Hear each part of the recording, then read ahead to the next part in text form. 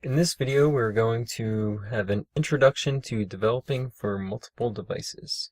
We will discuss what size classes are. With the stack views in place, we can take a look how we can use size classes to adjust the spacing between these color views to be able to make it look better in a landscape orientation.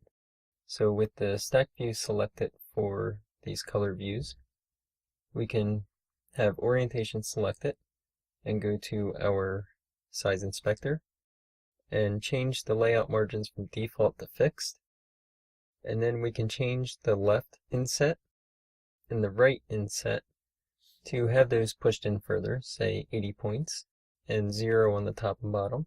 And this spreads it out a little bit better instead of them going all the way to the edge and having huge gaps between each color view.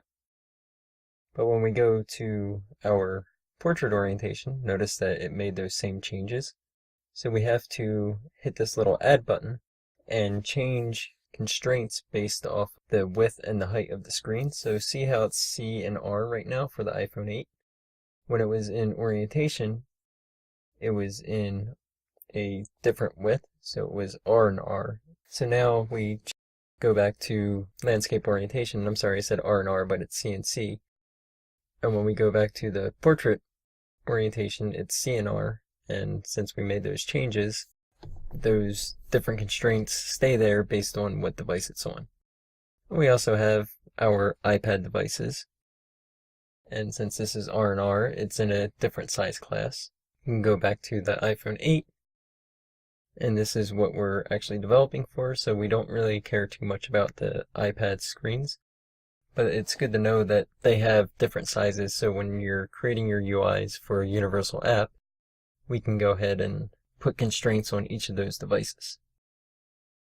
And now we're just adjusting, because right now the save button and the add button are now spread apart.